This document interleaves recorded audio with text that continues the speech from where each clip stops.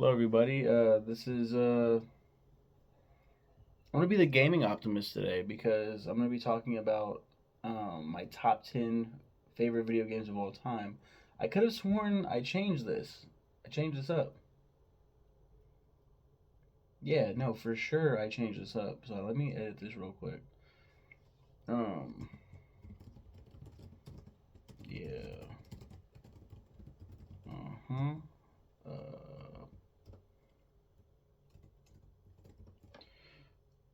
yeah. So let's go down my list from worst to best, rather.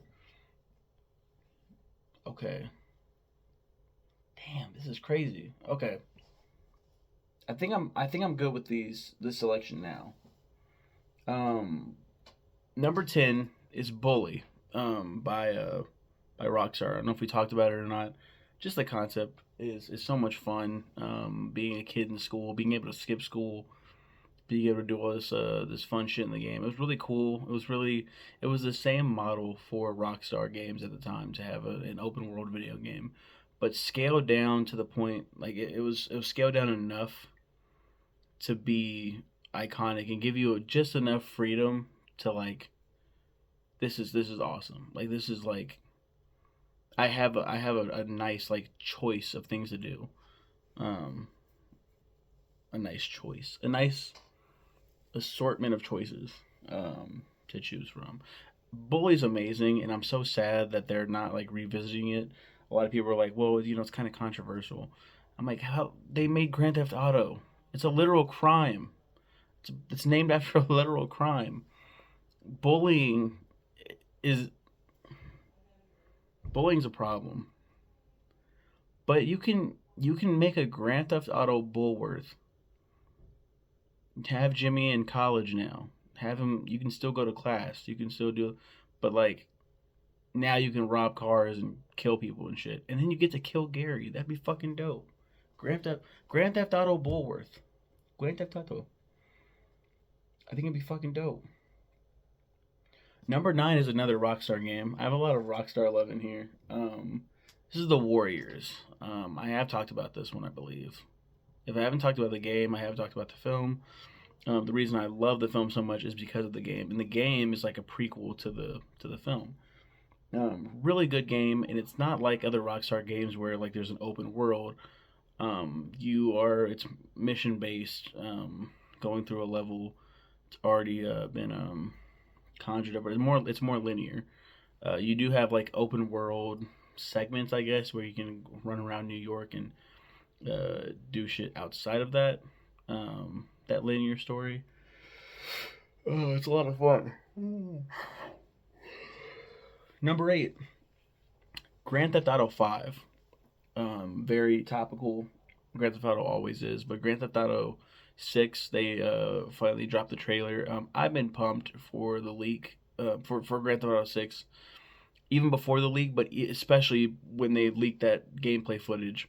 I was like, oh my god, you get to play as a girl with a thick ass. That's fucking dope. And then more things started leaking, talking about more of the story, and then the trailer dropped, and there's a lot of cake in that. And I was like, I'm fucking excited to play this with my wife. My wife's like, I'm not. We might play this one together. We're not playing any other one together. It hurts my feelings because Grand Theft Auto 5 is amazing. Three different characters to play. Um, there's so much to do in that game. It's annoying how long they've been writing um, the success of Grand Theft Auto Online. Rockstar. There is another game in between GTA 5 and GTA 6, but it's not Grand Theft Auto, so it's like, okay, I get it. And not everybody is like a fan of the RDR series, but I don't know. Grand Theft Auto 5, it's amazing. It's fantastic. Really love it. I could see how some people would say, the older ones are better than 5, or 5 is overrated. And that's fine, that's valid. Some people say 4 is better than 5. I will probably say that 4's story is better than 5's. It's just the sheer amount of things you can do in 5. I was blown away with that game when I first played it. I can't wait to revisit it with my wife because she will play it with me. I will make sure. I will stomp and I'll cry until I get my way. This next game was formerly Mortal Kombat Deception. I love the Mortal Kombat series. Huge Mortal Kombat fan. I was born '92 when the original came out, and so I've literally grown up with the series. I love every game. I will say I'm very easy to please. All of the MK games just keep getting better in my eyes. There's some that I would, you go back and I would say like, okay, two is definitely better than three. Two is better than one. One's really good. I would say one is probably better than three, except three has a lot of And when I'm talking about three, I'm also talking about Ultimate Mortal Kombat 3 and Trilogy. If it wasn't for the amount of characters, I think one could beat three. But Mortal Kombat 2 is just such a nostalgia trip for me. MK Deception was my favorite of the MK games for a long time, because of the conquest mode mostly. I think it has a pretty solid roster, save for Zombie Liu Kang.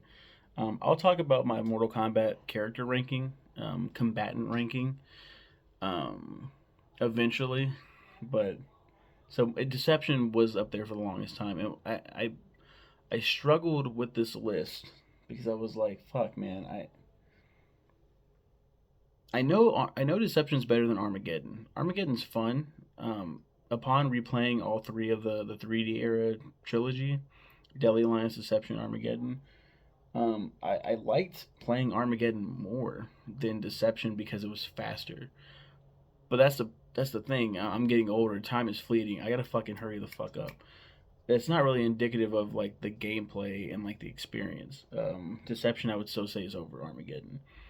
MK versus DC Universe is probably like bottom of the fucking barrel, and then MK 9, Mortal Kombat 2011. The reboot, the first reboot.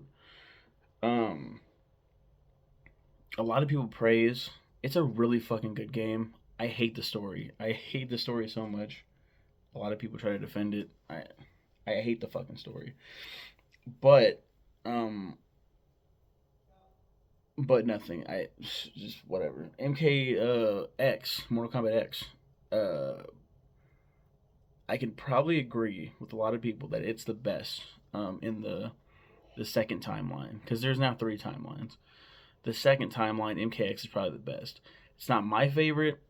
It's Mortal Kombat 11. I think it changed a lot of things story wise, canon wise, for the better and kind of for the worse at the same time.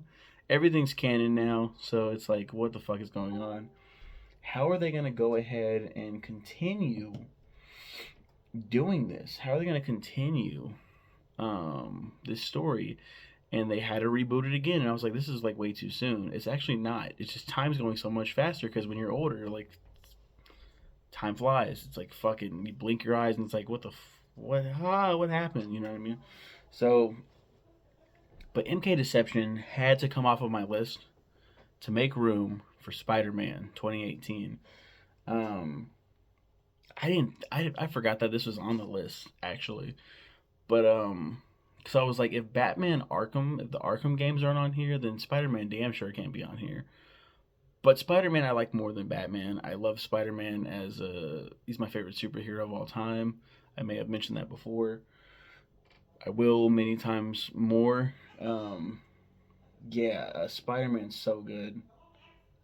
Oh yeah, I do gotta change this again. Um, I like Spider-Man more than the Miles Morales game. The Miles Morales is really good, and I haven't finished Spider-Man 2 yet, so I'm not sure if it's gonna be better. It does look kind of rough in places that rubs me the wrong way. Um, shit, sorry. And it's a damn good game. Spider-Man is. Sorry, let me go back here. And then, yeah, it's just a really good game. It's Spider-Man. I love Spider-Man. I mean, there's not much else to say about it. I just fucking love Spider-Man.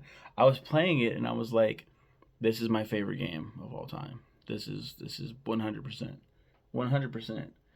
And then like, no, it's not.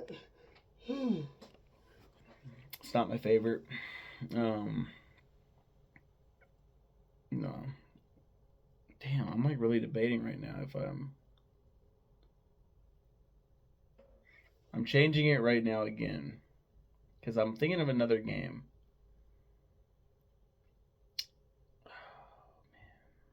Okay. Yeah, I'm changing it right here and now. Spider-Man's going off my list. It's not because of the well, it's kind of because of the Batman Arkham games, but there's another game that deserves to be on this list that I played and I really liked. And you know it, you love it. It's Ghost of Tsushima. Ghost of Tsushima was so fucking good. I remember playing this game and I was like, this game is probably better than Red Dead Redemption 2. Me and my wife were playing. We just finished Red Dead Redemption 2, which is a large game in like scale and scope. Ghost of Tsushima was very similar. It was like this is very daunting. There's a lot to do. Not nearly as much as RDR2, but it was like this is a lot. But I love the story. I love the combat. We had a lot of fun playing it. Iki Island is great too. It was a great expansion. I gotta put Ghost of Tsushima on there. I just have to. Because I remember thinking like this game is amazing. Spider Man. Back to Spider Man real quick. I was like, I remember playing and swinging and just loving the swinging mechanics. And I said out loud, "This is my new favorite game of all time." And then after I said that, the realization of what I just said was like, no, there's no way. And that's what makes it so easy to remove from my list.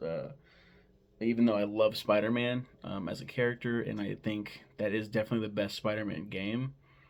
I yeah, I gotta take it off. Number 6 is Hitman Blood Money. I love the Hitman series. When I was younger, I think there were a couple of times where we'd go to Blockbuster. We'd get a rental at like I think once a week. We'd go. We'd get a movie. We get a game. I think that was our choices.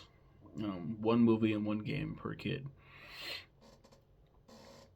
There are times where I was like, I don't feel like going. I feel sick, so I'd stay home all alone by myself because it was a different time. And I remember my mom coming up and being like, "We picked this game out for you," and it was Hitman Contracts, which is a remake of the first game. We talked about Hitman, didn't we? And we played. I played Hitman Contracts and I really liked it. Really, really liked it. And then I think I played Hitman Blood Money. Afterwards, I was like, "Oh, Hitman! I really like this game. I didn't get to beat it because it was so damn hard, but I'll try this game." And I played Blood Money, and I was like, "This game is next level, dude." And then I think I beat that one. Then I was like, "I want to go through every single game and play it again." I tried playing Agent 47, which is the very first one on PC. I hated it. Couldn't beat it. It's because it's PC controls, and I'm a fucking scrub. Then there's Hitman 2 Silent Assassin, and then Hitman Contracts continues the story a little bit, but also is like a remake of the first one. So that's how I think that's how I kind of played it. And then Hitman Blood Money. I was like, that's why Hitman Contracts feels so much better than Hitman 2, because Hitman 2 is technically the first console game. Um, I will say Hitman Absolution is really good too. I don't know if I'm gonna put it above Blood Money though. Blood Money is Ave Maria, Ave Maria. Kind of like cracked a little bit in my throat. Hitman Blood Money is so good. I just changed this one too. Formerly it was Ratchet and Clank Up Your Arsenal. The third in the Ratchet and Clank series. Ratchet and Clank One was next level. Me and my brother loved those games. He played the games more than I did at first, and I was always super fucking jealous because he actually worked for his own PS2, his own games, his own money. And I was lazy as fuck, and I was like, "Hey, can I play games?" Can like, Mom said it's my turn on the PS2, and he would rightfully say, "No, this is my PS2. These are my games." And my mom was like, he has a fucking point. I'm like, oh, that's not. And then I had to concede, like, nah, it's fair. He's busting his ass. I broke into his room once, and broke into his lockbox. So he had a lock on his door that I didn't have. He like fucking spent money to get a lock on his door. He spent money to get a locked chest. I broke the chest open to steal the video games and play on my PS2, or like the everyone else's PS2 basically. Um, to play those games. Anyway, um, Ratchet and Clank 2 Ratchet and Clank Going Commando, really fucking awesome. And then Ratchet and Clank Up Your Arsenal, the best, just the absolute best. What followed was Ratchet Deadlock, and it was a very weird departure. Still a fun game. Ratchet and Clank Tools of Destruction. It is nowhere near Up Your Arsenal. Ratchet and Clank Future, that's Future Tools of Destruction. Ratchet and Clank. Fuck, what is it called? I can't remember. A crack in time. Yeah, and then there's Quest for Booty. I think it's A Crack in Time. A Crack in Time's fun, but again, not as memorable as Up Your Arsenal. And then came a little known game, you might have heard of it, called Ratchet and Clank in 2015. Now, this is based on the film of the same name. I might have seen the film first, and I fucking hated the film. So going into the game, knowing that this is a game based on a movie based on the original game, I was like, this is gonna be trash. And the cutscenes that show like the scenes from the movie, it's whatever. But oh my god, going into that first, what is it, planet? I forgot the name of the planet, but with the bee robots and shit, it's oh shit, this is a remake. This isn't just a film like a video game adaptation of the film. This is a remake. I was like, I hope they do this for every game, because like there were some levels that were completely brand new, and then there were like complete recreations from old classic games that filled me with such intense nostalgia. I was like, there's no fucking way that I can say that this game is worse than, like, it was amazing. It was an amazing time. But the film failed. Was a miserable failure.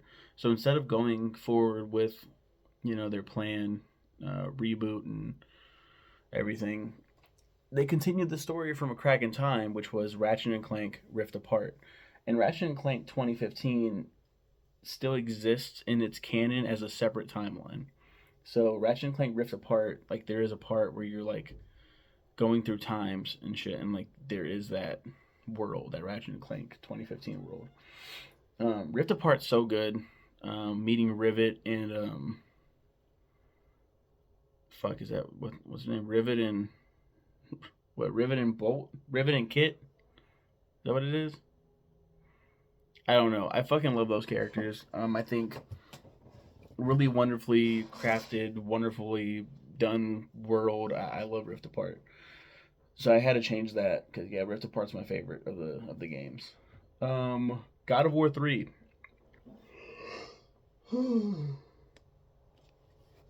Currently playing through the God of War games right now with my wife. God of War 1 was such a transformative, such an influential game in my youth. I played it in Blockbuster.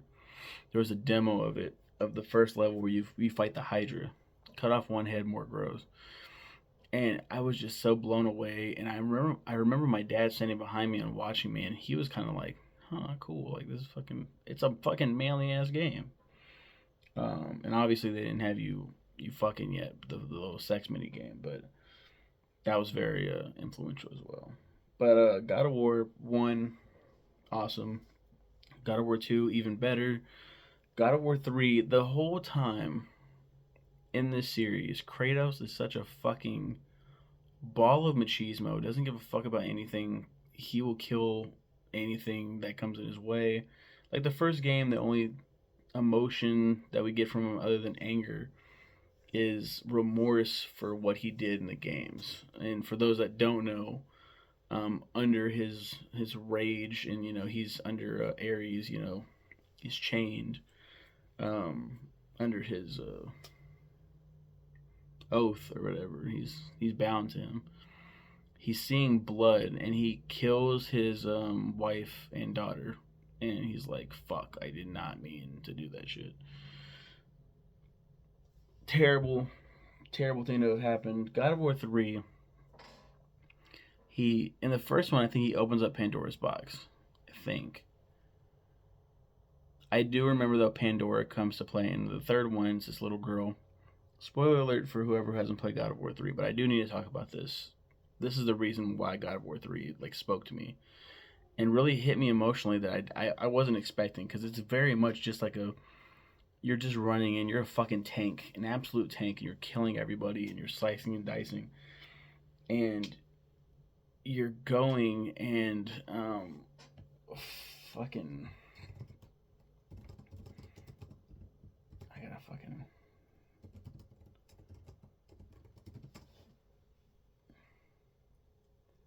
yes, this is the one right here. She's like, you need a hope. You need to find hope or whatever. Pandora does. She's this little girl, looks a little child, and she says something about hope. And Kratos goes, "Hope is for the weak, Pandora." And she goes, "Hope is what makes us strong. It is why we are here. It's what we fight with when all else is lost." And oh man, it's so fucking good.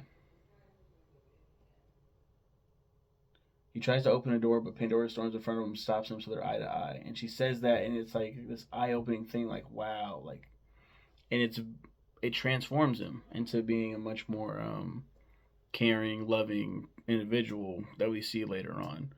Um, Caring and loving to an extent. I haven't played the new God of War games, and I really need to, but that's what we're working up to, guys. We're working up from the very beginning. Um, Number three is Uncharted 4: A Thief's End. Yeah. So Uncharted, the first one was fun, but I didn't play it. I played the second one.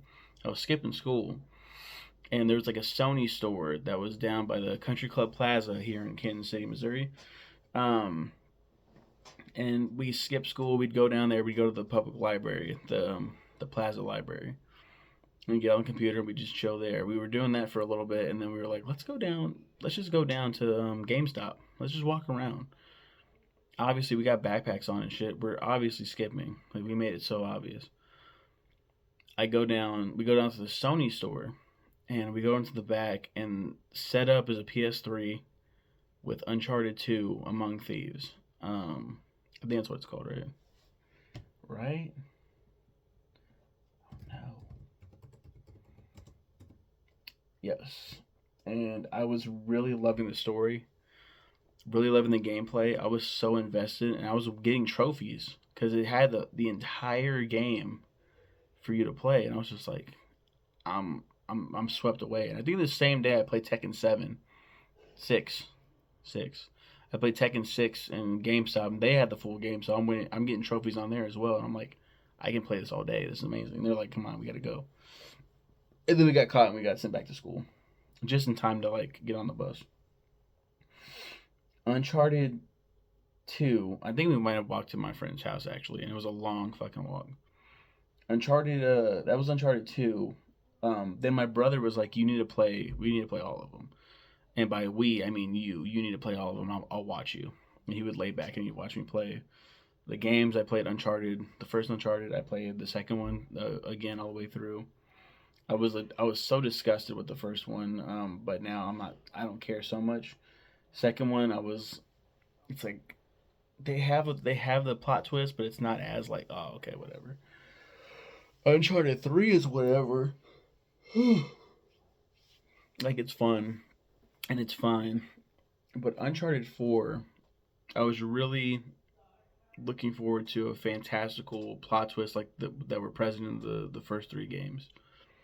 And there wasn't. It was very realistic. It was very jarring, and it was very emotional. And me and my wife got hit so hard because she as a little girl, grew up with Crash Bandicoot and Spyro the Dragon. I did not. So there is a moment in the game where that comes to play, where someone's playing Crash Bandicoot. I won't spoil anything until I talk about that game whenever I review it. Hmm. Formerly, Red Dead Redemption went here. Um, I was blown away with Red Dead Redemption's just the world, the character of John Marston. John Marston. So in Grand Theft Auto, it's very well known by now. You can pick up hookers. You can go to strip clubs. You can. One of my favorite pastimes was picking up hookers and then killing them, and then taking my money back because they fill up your health. You see, and you kill them, you get your money back. It's like you just got a free health upgrade or health refill. Red Dead Redemption 2 or Red Dead Redemption rather, you're going through the world and there's prostitution's not a new thing, right? It's not a modern thing. It was happening back then as well, and there's ladies in the world that will call out to you. We're looking for a good night, handsome, and you'll say you won't even. I don't think you can even press a button. I think he just says it automatically. No thanks, I got a wife. No thanks, I got a wife. I can't really do a John Marston, I don't think. Um, but nah, I'm married, and stuff like that. And I was like, that's fucking cool as shit. Like, yes, it's nice to have choices in the game. It's nice to be immersive, right? To immerse yourself into the world and be like, he's me for real, for real. But also, I really like it when there's a character that's grounded and set in their ways, and that's who they are. Yes, you can choose to be like bad or good and that stuff too. That's nice to see like the duality of man and whatever. Um, just the fact that he's married with a child. They both have a child together. He's not married with a child. He's not married to a child. He's married with a child, with a son, and he's like he only cares about saving his family. It's fucking great.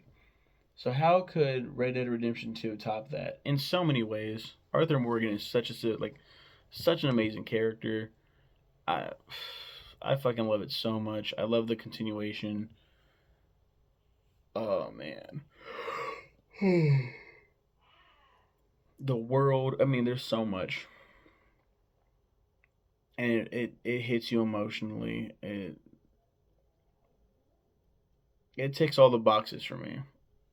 It would be my favorite video game, but there was one that spoke to me when I first played it. There's one that spoke to me when I first saw it on. I think it was Disney 411 before it became Disney 365. I think it was Disney 411 and then it became Disney 365. You're talking about this game that Square Enix was doing with Disney in collaboration with Disney. I thought it was very interesting because I did like Final Fantasy, not as much as other people do, but I played Final Fantasy X. I played 9. I saw my brother play 7 and 8. I remember holding the controller and playing it a little bit and being like, this is so much bigger than me. this game, this game's important. And then playing 9 it felt more like childish, more my speed. And then Final Fantasy X, I was like, oh hell yeah, I'm playing with the big boys now. Because this is the first one that's on PS2. This is fucking dope. And so to see that Square Enix was doing something with Disney, and I love Disney, called Kingdom Hearts, I was like, man, this is gonna be fucking.